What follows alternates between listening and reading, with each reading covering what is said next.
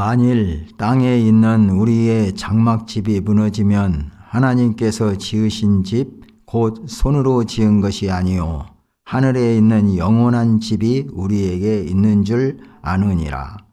참으로 우리가 여기 있어 탄식하며 하늘로부터 오는 우리 처소로 덧입기를 간절히 사모하노라. 이렇게 입음은 우리가 벗은 자들로 발견되지 않으려 함이라. 참으로 이 장막에 있는 우리가 짐진 것 같이 탄식하는 것은 벗고자 함이 아니요 오히려 덧입고자 함이니 죽을 것이 생명에 삼킨 바 되게 하려 함이라. 곧 이것을 우리에게 이루게 하시고 보증으로 성령을 우리에게 주신 이는 하나님이시니라. 그러므로 우리가 항상 담대하여 몸으로 있을 때에는 주와 따로 있는 줄을 아노니 이는 우리가 믿음으로 행하고 보는 것으로 행하지 아니함이로다. 우리가 담대하여 원하는 바는 차라리 몸을 떠나 주와 함께 있는 그것이라. 그런즉 우리는 몸으로 있든지 떠나든지 주를 기쁘시게 하는 자가 되기를 힘쓰노라. 이는 우리가 다 반드시 그리스도의 심판대 앞에 나타나게 되어 각각 선악간에 그 몸으로 행한 것을 따라 받으려 함이라. 우리는 주의 두려우심을 알므로 사람들을 권면하거니와 우리가 하나님 앞에 알려졌으니 또 너희의 양심에도 알려지기를 바라노라. 우리가 다시 너희에게 자천하는 것이 아니요 오직 우리로 말미암아 자랑할 기회를 너희에게 주어 마음으로 하지 않고 외모로 자랑하는 자들에게 대답하게 하려 하는 것이라.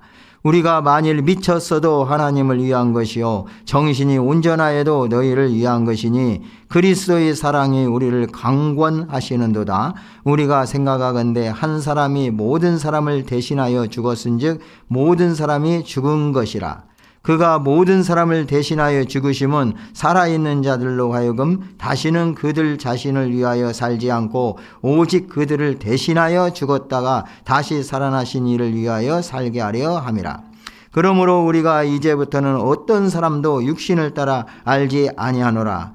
비록 우리가 그리스도도 육신을 따라 알았으나 이제부터는 그같이 알지 아니하노라. 그런즉 누구든지 그리스도 안에 있으면 새로운 피조물이라. 이전 것은 지나갔으니 보라 새 것이 되었도다.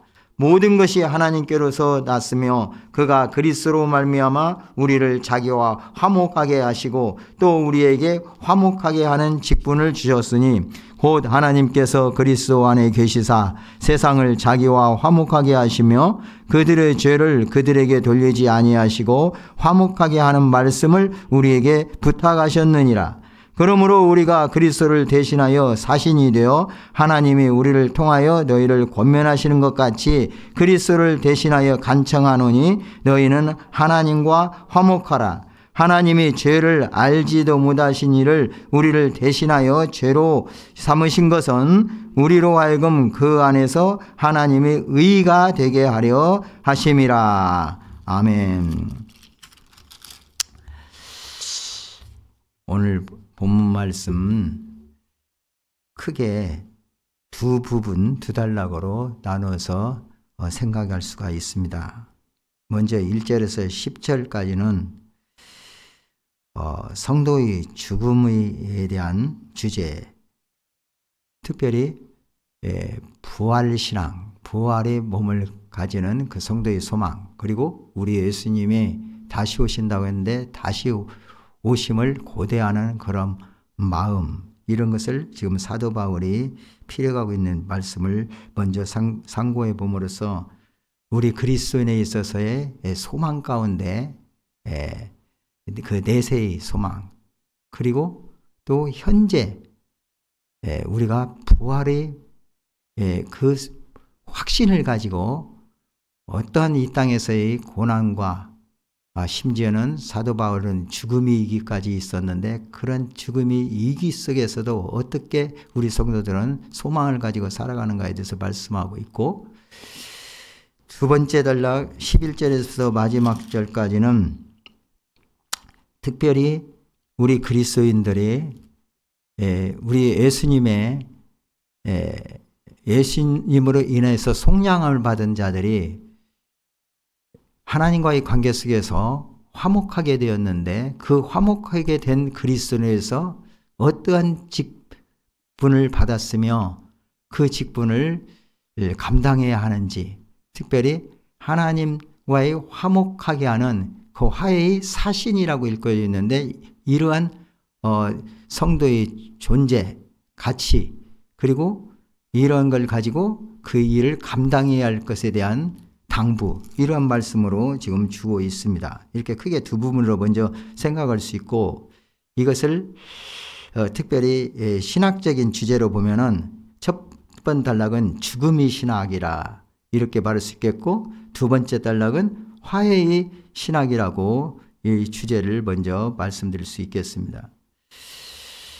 바울은 죽음의 긴박한 상황 속에서 믿음의 삶을 경험을 했습니다.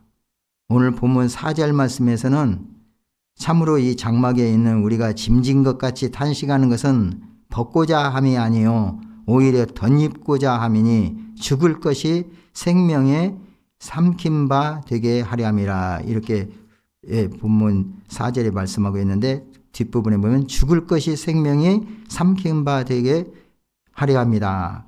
이 말씀은 죽음에 관한 바울의 신학적 주제를 핵심적으로 나타내고 있는 말씀입니다. 피할 수 없는 죽음의 현실이 생명의 빛에 덮여서 극복된다는 말씀입니다. 이것은 오직 믿음으로만 주어지는 것입니다. 그리고 이 사도 바울은 그 앞장 16절에서부터 보면 우리가 낙심하지 아니한다. 복음을 전하는 그런 일로 말미암아 여러 가지 박해를 받고 심지어는 죽임당하는 그런 위기 가운데서도 사도 바울은 낙심하지 않는다고 말합니다. 특별히 자기의 이런 현실적인 그런 경험 속에서 이제 어떤 상황 속에서는 오늘 본문 말씀인 8절에 주고 있는 말씀처럼 원하는 바는 차라리 이 몸을 떠나 주와 함께 있는 그것이라. 그냥 육신의 몸이 죽고 이제 우리 주님과 함께 그 영원한 나라에서 함께하는 것이 정말 기대되고 그것을 바란다고 했습니다. 그러나 사도 바울은 그 당시에 예수님의 재림이 금방 임할 것 같은 그런 기대감을 가지고 있었던 제자들, 또 사도 바울도 역시 마찬가지입니다. 죽지 아니하고 이 땅에서 살아있을 때 예수님이 오셔서 그 예수님을 맞이하면 얼마나 좋을까, 이 소망을 저버릴 수가 없었습니다. 그러면서 이런 소망을 가지면서 그런 어려운 박해와 죽음의 위기 속에서도 죽음에 대한 이해를 분명히 함으로써 자신뿐만 아니라 그 당시에 모든 성도들이 참된 하나님 나라의 소망을 가지고 낙심하지 않기를 간절히 바라는 말씀으로 오늘 말씀을 우리에게도 주고 있는 것입니다. 우리가 성경에 나와 있는 그런 내용적으로 볼 때에 먼저 오늘 본문의 1절에 보면은 우리의 장막집, 이것은 바로 우리 육체를 가리킵니다. 그리고 하나님께서 지으신 집, 곧 손으로 지은 것이 아니고 하늘에 있는 영원한 집이라는 것은 우리가 육체를 떠나서 끝나는 것이 아니라 영원한 하나님 나라에서 영원한 처소에서 거할 것을 말씀하고 있고, 또한 우리 몸이 육체의 몸을 끝는 것이 아니라 분명히 부활의 힘으로 변화될 것을 이제 예시해 주는 말씀입니다. 그리고 2절에 보시면은 우리가 여기 있어 탄식하며 하늘로부터 오는 우리 처소를 덧입기를 간절히 사모하느니라 했습니다. 3절에 보면 우리가 벗은 자들로 발견되지 아니한다 했습니다. 여기서 옷을 벗고 입는 것과 같은 이런 표현을 주고 있습니다. 그런데 여기서 장막집이니 하늘 하늘에 있는 영원한 집이니 또 우리가 뒤에 보시면은 무너지면 이런 표현이 있고 또 벗고자 또 덧입고자 4절 말씀 그리고 9절에는 있든지 떠나든지 이런 표현들을 하는 절박한 이 사도 바울의 죽음의 현실과 그럼에도 불구하고 보이지 않는 그 내세를 바라보면서 이러한 비유적인 단어를 통해서 우리 믿음의 세계를 지금 설명하고 있고 그에 접근하고 있는 사도 바울의 지금 표현입니다. 오늘 이 본장 말씀 죽음에 대한 의미 이에 대해서 간단하게 말씀을 드리겠습니다. 죽음은 성경의 신학적으로 보면 세 가지로 말씀해 주고 있습니다. 첫째는 육체의 죽음이고 둘째는 영적 죽음이고 셋째는 영원한 죽음입니다. 육체의 죽음은 우리의 생리적인 죽음을 말합니다. 단지 죽음이라고 할 뿐 특별한 정의를 성경에서는 보여주고 있지 않습니다. 일반적으로 육체에서 영혼이 떠나가는 현상을 가리킵니다. 이러한 육체적 죽음은 죄에 기인한 것입니다. 모든 사람은 한번 겪게 될 수밖에 없는 필연적인 과정입니다. 예수 그리스도께서 재림하시기 이전까지는 누구도 이 육체의 죽음을 피할 수가 없습니다. 두 번째, 영적 죽음입니다. 육체의 죽음을 육체와 영혼이 분리된다는 이런 것을 볼 때 영적인 죽음은 사람과 하나님과의 분리를 의미합니다. 이 영적 죽음 역시 육체적인 죽음과 마찬가지로 인간의 죄악에 기인합니다. 하나님께서 아담에게 선악을 알게 하는 나무의 열매를 먹는 날에는 정령 죽으리라고 말씀하셨는데도 불구하고 첫사람 아담이 하나님 말씀에 불순종함으로 말미암아 아담은 육체적으로 바로 죽지는 않았지만은 죄와 사망과 질병 그리고 육체적 노동 등의 고통에 놓이게 되었고 또 범죄한 그 순간부터 하나님과의 관계가 단절되는 영적인 죽음을 맞게 된 것입니다. 세 번째로는 영원한 죽음입니다. 이 죽음은 영적인 죽음과 육적인 죽음의 최후 단계를 의미합니다. 타락한 인간의 최후 결과이고 죄의 마지막 열매가 영원한 죽음입니다. 그리스도 재림 때에 죄인들이 최후 심판을 받아서 생명과 기쁨의 근원이 되시는 하나님에게서 떨어져서 영원한 고통과 슬픔을 겪게 되는 상태가 바로 이 영원한 죽음입니다. 성경에서는 요한계시록에서는 이렇게 표현합니다. 둘째 사망이라고 나타내고 있습니다. 그러나 그리스도인들은 예수 그리스도를 믿음으로 말미암아 예수님의 부활에 동참하게 되었을 뿐 아니라 영생을 소유하게 되었다고 고린도전서 15장에서 말씀하고 있습니다. 또한 성도들은 인간 위에 군립하여 왕노릇하는 죄와 사망의 권세로부터 완전히 해방되었습니다. 그리고 그리스도 안에서 참 자유를 누리게 되었습니다. 이처럼 인간이 두려워하던 그 마지막 원수였던 죽음은 그리스도 십자가의 승리로 말미암아 더 이상 생명을 주관할 수가 없게 되었습니다. 주님을 믿는 성도들은 둘째 사망의 해를 받지 아니할 뿐만 아니라 현재에도 이미 사망에서 생명으로 옮겨진 상태에 있습니다. 따라서 영생을 소유한 성도들은 더 이상 죽음의 권세에 대해서 두려워할 필요가 없고 이 세상에서의 삶이 곧 영생을 준비하는 소중한 순간임을 깊이 인식하고 삶 전체를 주님께 헌신해야 할 것입니다. 그리고 예수 그리스도의 영광을 드러내도록 노력해야 할 것입니다. 또한 자신의 임종이나 우리 이웃들의 임종에 임할 때에도 비록 순간적인 슬픔은 있겠지만 그로 말미암아 더 큰 희망과 영원한 만남의 단계가 있음을 확신하고 슬픔 중에서도 하나님께 주시는 기쁨을 잃지 말아야 할 것입니다. 두 번째 대목은 11절 이후의 말씀인데 먼저 16절을 한번 살펴보겠습니다. 16절 함께 읽겠습니다. 그러므로 우리가 이제부터는 어떤 사람도 육신을 따라 알지 아니하노라. 비록 우리가 그리스도도 육신을 따라 알았으나 이제부터는 그같이 알지 아니하노라. 이어서 17절까지 같이 있습니다. 그런즉 누구든지 그리스도 안에 있으면 새로운 피조물이라. 이전 것은 지나갔으니 보라 새 것이 되었도다. 16절에서 바울은 이제부터라는 말을 했습니다. 그것의 의미는 바울이 예수 그리스도께서 모든 사람을 위하여 죽으시고 부활하셨음을 깨닫고 난 후부터라는 뜻입니다.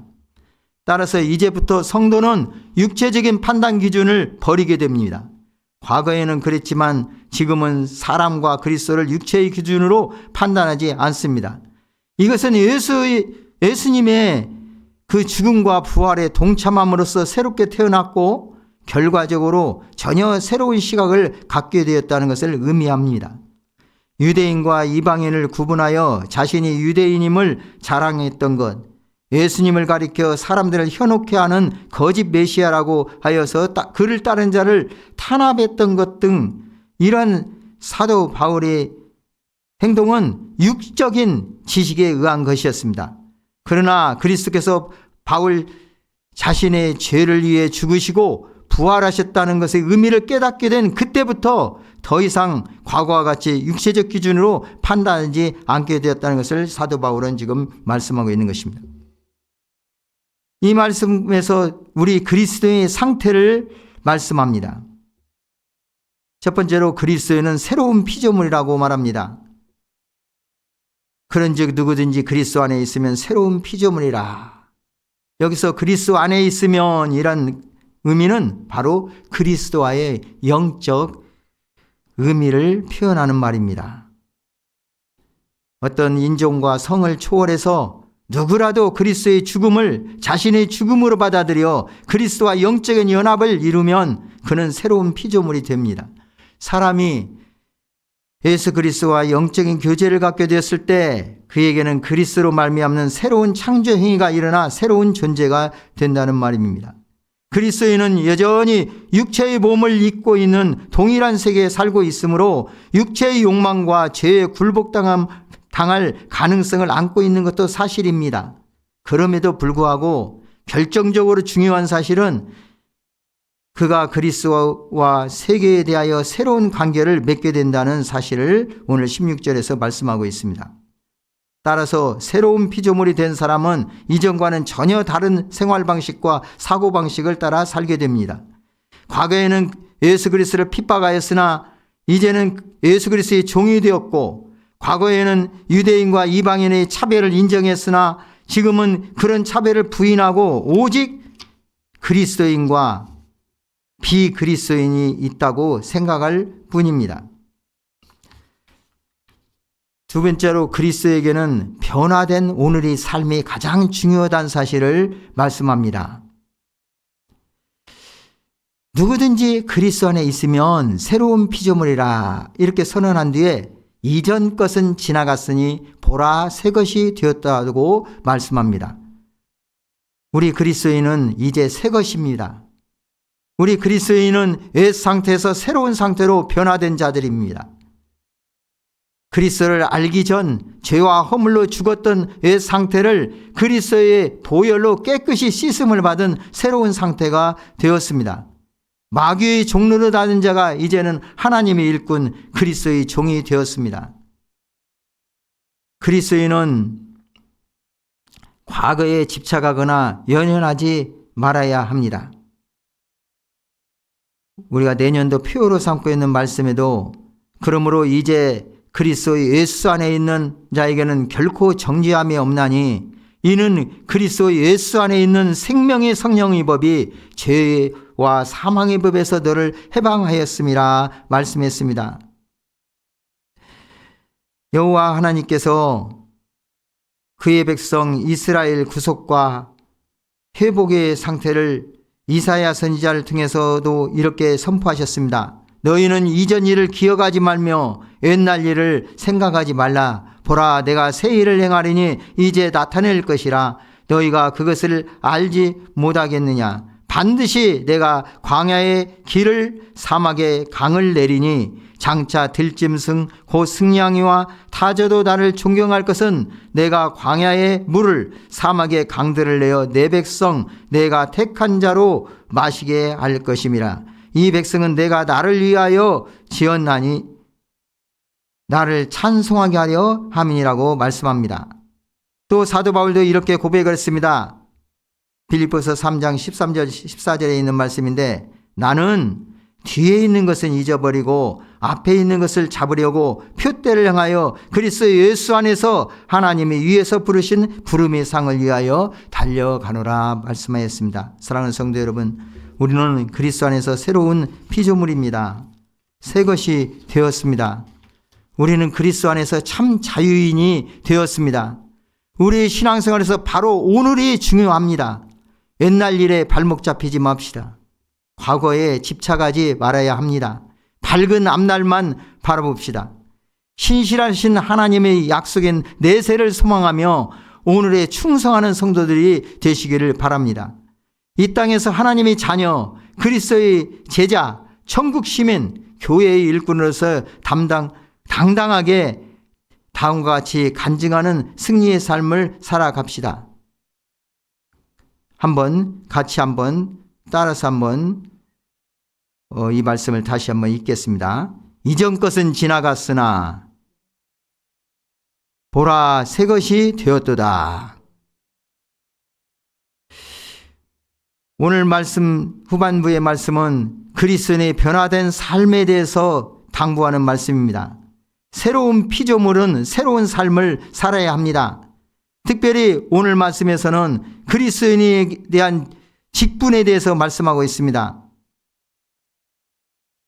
18절에서 기독교의 구원 교리 가운데 하나인 화해에 대한 내용이 진술되고 있습니다. 18절입니다. 같이 읽겠습니다. 모든 것이 하나님께로서 났으며 그가 그리스도로 말미암아 우리를 자기와 화목하게 하시고 또 우리에게 화목하게 하는 직분을 주셨으니.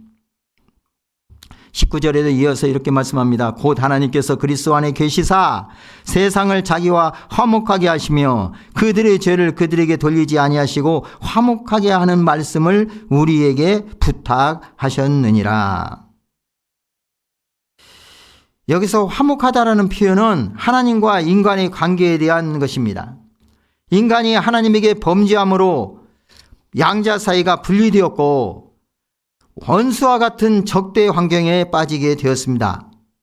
그런데 예수 그리스도께서 인간의 죄를 대신 짊어지고 죽으심으로써 하나님과 인간 사이를 죽으심으로써 하나님과 인간 사이를 가로막았던 담이 무너지고 적대 감정이 해소되었습니다. 이러한 화해의 작업은 일방적 관계의 파기자인 인간이 할 수 없었습니다. 오직 하나님에 의한 주도권으로 이루어졌습니다. 따라서 하나님과 인간의 화해는 전적으로 예수 그리스도로 말미암는 하나님의 은혜입니다. 기독교에는 누구라도 하나님과 화해했다면 그는 화목하게 하는 직분을 맡은 자입니다. 이웃과 화목해야 되고 아직 화해의 은총을 모르는 자들에게 예수 그리스도에 전해야 합니다. 예수 그리스도의 화목 제물됨은 전적으로 하나님의 섭리였습니다. 여기서 바울은 하나님과 인간의 관계에 있어서 적대적 관계 또는 화목한 관계를 결정하는 핵심적인 내용이 죄이었음을 밝히고 있습니다. 그런데 하나님께서는 죄의 문제를 인간 스스로 해결하도록 버려두지 않으셨습니다. 다시 말하면 하나님께서 인간의 죄 문제에 직접 관여하셔서 인간이 의롭다함을 받을 수 있게 하셨습니다. 18절에서 화목하게 하는 직분을 성도에게 부여하셨듯이 19절에서도 그 직분 수행의 내용을 가르쳐주고 있습니다. 그리스도인들은 그리스도의 사신이라고 이렇게 말씀합니다. 20절에서는 바울의 사역과 복음의 내용이 함축적으로 요약되어 있습니다.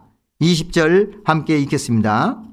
그러므로 우리가 그리스도를 대신하여 사신이 되어 하나님이 우리를 통하여 너희를 권면하시는 것 같이 그리스도를 대신하여 간청하느니 너희는 하나님과 화목하라. 21절까지 하나님이 죄를 알지도 못하신 이를 우리를 대신하여 죄로 삼으신 것은 우리로 하여금 그 안에서 하나님이 의가 되게 하려 하심이라 말씀하셨습니다. 하나님과 화목하라는 것은 예수 그리스도의 대속적 죽음을 자기의 것으로 받아들이라는 그 이상의 의미를 함축하고 있습니다. 즉 고린도 교회의 당파와 시기, 질투로 인해서 분열되어 있었고 또한 거짓 사도들의 잘못된 가르침에서 미혹된 이러한 교인들이 화목한 관계로 돌아갈 수 있는 길은 오직 하나님과 화목하는 것에 의해서 뿐입니다. 따라서 바울은 복음의 본질을 통해서 고린도 교인들의 영적 질병을 이렇게 치유하고자 했습니다. 한편 바울이 화해의 메시지를 전할 때 그것은 사실상 하나님께서 직접 말씀하시는 것과 동등한 권위를 지니고 있다는 사실까지 말씀합니다.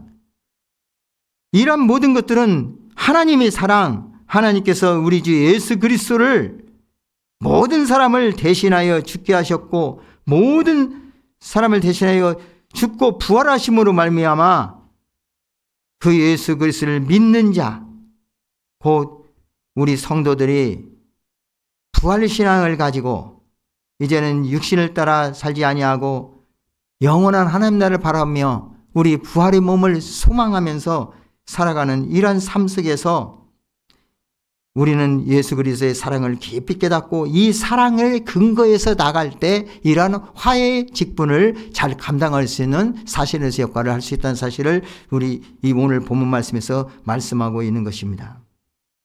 이것을 이렇게 표현했습니다. 14절 말씀에 보면 그리스도의 사랑이 우리를 강권하시는도다. 바로 이 그리스도의 사랑 때문에 사도 바울은 우리가 미쳤어도 하나님을 위한 것이고 정신이 온전해도 너희를 성도들 고린도 교인들을 위한 것이라는 이 말씀을 가지고 이렇게 오늘 말씀을 선포해주고 있습니다. 말씀을 요약합니다. 자신의 사도직이 그리스도의 십자가와 부활에 근거한 것임을 재차 강조한 바울은 끝으로 참된 그리스도의 삶이란 무엇인가를 의미하는 문제를 다루고 있습니다. 예수 그리스도를 믿고 그분과 연합한 사람은 새로운 피조물이라고 말씀했습니다. 이러한 자는 성령을 통해서 거듭났으므로 이미 옛사람이 아닙니다. 하나님께서는 독생자 예수 그리스도를 보내사 당신과 원수되었던 사람들을 화목하게 하시고 나아가 그들에게 서로 화해하게 하는 직분을 주셨습니다. 그러므로 하나님과 인격적인 관계의 회복을 경험하고 부활의 능력에 참여한 새로운 피조물들은 그리스도의 사신으로서 세상에 나가 이 화해의 사명을 수행해야 합니다. 그리스도인은 화해의 사신입니다. 그는 하나님과 함께 평화를 만드는 창조적인 사역에 참여하는 자들입니다. 화해의 직분을 맡은 자들은 하나님의 의를 공동체에 실현시킵니다. 그리스도인들은 이미 그리스도의 사랑을 체험한 자들로서 그리스도를 위하여 앞장서는 자들입니다. 즉 그리스도를 대신하여 십자가와 부활 사건에 나타난 화해의 복음을 전달하는 자들입니다. 이것이 바로 사도 바울이 말하고자 하는 화해의 메시지의 핵심입니다. 그리스도인은 죽음에서 생명으로 거듭난 자들입니다. 그리스도인은 더 이상 육체대로 살지를 않습니다. 그리스도는 세계를 화목하게 하는 직분을 가졌습니다. 우리가 그리스도인이라 할 때 그 의미는 단순히 개인적인 차원에 머무르는 것이 아니라 하나님 나라의 전 영역을 걸쳐서 중요한 의미를 가지고 있습니다. 사랑하는 성도 여러분, 예수 그리스도 안에서 새로운 피조물인 우리 그리스도인들 하나하나가 얼마나 귀한 존재임을 항상 우리는 명심해야 할 것입니다. 우리는 스스로 그리스도임을 하루하루의 삶으로서 증거하는 복된 자들이 되어야 할 것입니다. 이러한 하나님의 주시는 우리에게 주시는 화목하게 하는 직분을 잘 감당하시고 우리가 이 땅에서의 육신의 삶이 아니라 영원한 하나님 나라를 소망하면서 믿음으로 승리하는 저와 여러분 되시기를 주님의 이름으로 축복합니다.